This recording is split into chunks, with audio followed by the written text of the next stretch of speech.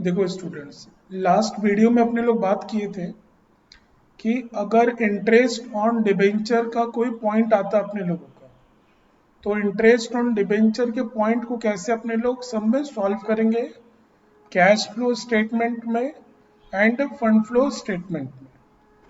तो last video में अपने लोग डिस्कस किए थे कि अगर हम लोग डिबेंचर इशू करते हैं, that is issue of debenture का अगर कोई पॉइंट आता है, तो उस सिचुएशन में इंटरेस्ट का कैलकुलेशन होगा कैसे। आज अपने लोग इस पार्ट में समझेंगे कि अगर किसी डिबेंचर का रिडम्पशन हो रहा है, that is redemption of debenture, तो इंटरेस्ट का कैलकुलेशन कैसे होगा। एकदम सिंपल कहानी है, समझोगे। तो केस नंबर 1 अपने लोग के सामने है कि 10% डिबेंचर 2010 में 20,000 और 2011 में 15,000। तो डिफरेंस 5,000 में समझ में आ रहा है कि कंपनी ने 5,000 के डिबेंचर का रिडम्पशन किया। तो ये हम लोगों का चला जाएगा फाइनेंसिंग एक्टिविटी में, क्योंकि पैसा जा रहा है तो हम लोग लिख देंगे माइनस में, क्योंकि पैसा जा रहा है। अब पॉइंट उठता है कि 20,000 से 15,000 अगर डिबेंचर का रिडम्पशन हुआ 5,000 का, 20 से 15 हो गया, मतलब 5,000 के डिबेंचर का रिडम्पशन हुआ। तो पहला नंबर पॉइंट ये फाइनेंसिंग एक्टिविटी में चला जाएगा, रिडम्पशन ऑफ डिबेंचर हम लोग माइनस करेंगे। अब इंटरेस्ट का कैलकुलेशन कैसे होगा, तो लिखा हुआ एडजस्टमेंट में हम लोगों को कि डिबेंचर रिडीम्ड ऑन 1/7/2011। फिर वही पुराना स्टोरी अपने लोगों का।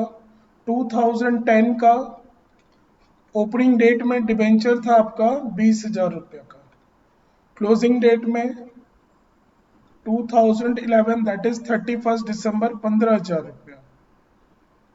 हम लोगों का रिडम्पशन हुआ 1/7/11 के डेट में। कितने का रिडम्पशन हुआ? 5,000 का रिडम्पशन हुआ। तो बहुत सिंपल सा बात है कि कंपनी ने 1 जनवरी 2011 से लेकर के 1/7/2011 तक डिबेंचर होल्डर का 20,000 रुपया यूज किया कंपनी ने। फिर 5,000 का रिडम्पशन हो गया, तो कंपनी 1 जुलाई से 31 दिसंबर तक डिबेंचर होल्डर का 15,000 रुपया यूज किया। पूरा स्टोरी एक बार हम फिर से रिपीट कर रहे हैं कि ओपनिंग डेट में कंपनी का डिबेंचर था 20,000 का, क्लोजिंग डेट में 15,000। कंपनी ने रिडम्पशन किया 5,000 का डिबेंचर 1 जुलाई की डेट में। तो 1 जनवरी 2011 से 1/7/2011 तक कंपनी ने पब्लिक का 20,000 रुपया यूज किया, डिबेंचर होल्डर का 20,000 यूज किया। 1 जुलाई को कंपनी ने 5,000 का रिडम्पशन कर दिया। तो 1 जुलाई से लेकर के 31 दिसंबर 2011 तक कंपनी ने डिबेंचर होल्डर का 15,000 रुपये यूज किया। तो हम लोगों का इंटरेस्ट का कैलकुलेशन होगा कैसे, एकदम सिंपल। तो 20,000 के ऊपर में हम लोग 10% के हिसाब से इंटरेस्ट कैलकुलेट करेंगे 6 महीने का। तो ये आ गया हम लोगों का 1,000 रुपया। फिर 15,000 रुपया के ऊपर में हम लोग कैलकुलेट करेंगे 10% के हिसाब से 6 महीने का। तो ये हो जाएगा हम लोगों का 750 रुपया। तो टोटल इंटरेस्ट का स्टोरी हो गया हम लोगों का 1,750 रुपये का। तो हम लोगों को इस टाइप का जब एडजस्टमेंट देगा, तो अपने को फाइनली करना क्या फिर सब में। तो पहला बात, 5,000 रुपये का जो रिडम्पशन हुआ, इसका बात अपने लोगों का ऑलरेडी हो चुका है। तो अब इस 1,750 रुपये के डिबेंचर इंटरेस्ट का करना क्या है। तो ऑपरेटिंग एक्टिविटी में non cash non operating item में हम लोग क्या करेंगे, इसको ऐड कर देंगे। और क्योंकि पेमेंट हुआ है, तो फाइनेंसिंग एक्टिविटी में जाके हम लोग माइनस कर देंगे इसको। तो डिबेंचर अगर रिडीम्ड होगा, तो ये रिडम्पशन ऑफ डिबेंचर के केस में ये situation the most important situation है। सर इसमें और क्या क्या हो सकता है हम लोग के सामने, कोई माथापच्ची नहीं है। ये रिडम्पशन डेट चेंज हो जाएगा। जैसे यहाँ पे रिडम्पशन डेट जो हम लोगों को दिया हुआ है 1 जुलाई 2011 दिया हुआ है। हम लोगों का ये डेट हो सकता है कि कंपनी ने रिडम्पशन, हम लोग मान ले रहे हैं एक बार कि कंपनी ने रिडम्पशन किया, कि company redeem debenture on 1/1/2011।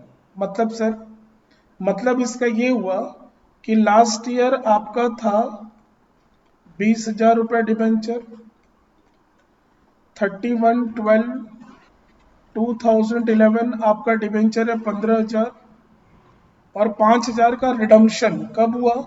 Opening date में ही कंपनी ने 5,000 के डिबेंचर का रिडम्पशन कर दिया। तो जैसे पीरियड स्टार्ट हुआ आपने 5,000 का डिबेंचर का रिडम्पशन कर दिया, तो आपने फिर कंपनी ने 15,000 रुपया पूरे साल भर तक यूज किया डिबेंचर होल्डर का। पूरा स्टोरी एक बार और, कि कंपनी का ओपनिंग डेट में डिबेंचर था 20,000, और कंपनी ने ओपनिंग डेट में ही 1/1/2011 को ही कंपनी ने 5,000 का डिबेंचर का रिडम्पशन कर दिया। तो कंपनी डिबेंचर होल्डर का कितना रुपए साल भर तक यूज किया? तो पूरे 12 महीना तक रुपए यूज किया, वो भी कितना? 15,000, क्योंकि ओपनिंग डेट में ही 5,000 का रिडम्पशन हो चुका। तो अब देयरफॉर इस सिचुएशन में हम लोग इंटरेस्ट ऑन डिबेंचर कितना निकालेंगे? तो 15,000 रुपया के ऊपर में 10% के हिसाब से पूरे साल भर का हम लोगों का इंटरेस्ट आएगा 1,500 रुपया। ये एक और सिचुएशन हुआ। मान लो एक और सिचुएशन हम लोगों को बोल दिया कि केस नंबर 3, कि company redeem the debenture, company redeem the debenture on 31/12/2011।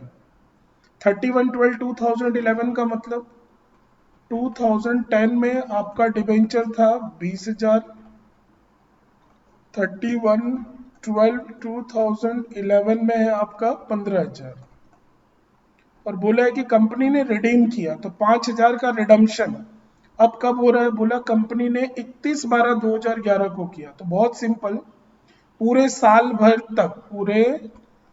भर तक कंपनी पूरा साल भर तक 20,000 रुपये यूज किया, और लास्ट में जा करके 5,000 का रिडम्पशन कर दिया।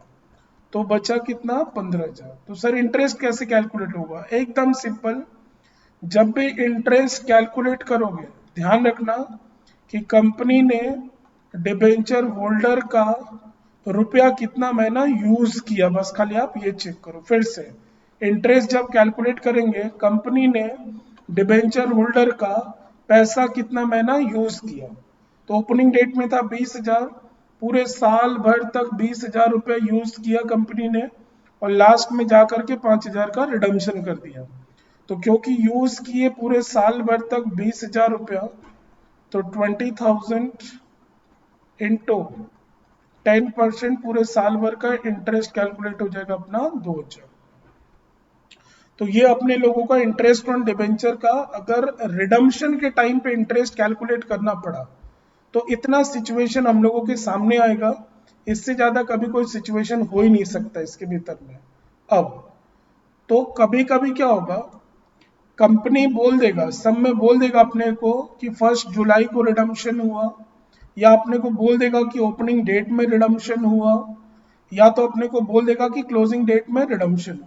ऐसा भी कभी कभी होता है सब में कि कंपनी ने रिडम्पशन कब किया कुछ बोला ही नहीं है, सब में आपको सिर्फ ऐसे करके छोड़ दिया, ऐसे इंफॉर्मेशन दे दिया 10% डिबेंचर, ओपनिंग डेट में 50,000 और क्लोजिंग डेट में 40,000, और सब में एडजस्टमेंट में कहीं कोई इंफॉर्मेशन दिया हुआ नहीं है। तो समझ में आ रहा है कि 10,000 का डिबेंचर का रिडम्पशन तो हुआ, बट कब हुआ सब में कुछ बोला नहीं है। तो आपके पास 3 ऑप्शंस है, आप ओपनिंग डेट में भी रिडम्पशन मान लो, मिड ऑफ द ईयर भी रिडम्पशन मान सकते हैं हम लोग, और at the end of the year भी रिडम्पशन मान सकते हैं। जो भी मानेंगे हम लोग प्रॉपर नोट दे देंगे, और उसके हिसाब से हम लोग इंटरेस्ट कैलकुलेट कर लेंगे। तो बच्चे लोग 2 टोटल वीडियोस के भीतर में इंटरेस्ट ऑन डिबेंचर का सारा स्टोरी हम कवर अप करने का कोशिश किए। तो अल्टीमेटली इंटरेस्ट ऑन डिबेंचर को लेकर के 99% स्टोरी इतना ही है। कुछ अगर प्लस माइनस होता है वो एज पर सिचुएशन सम के हिसाब से प्रोसीड हो जाता है। चलिए ये काम भी अपने लोग का कंप्लीट हुआ। Thank you.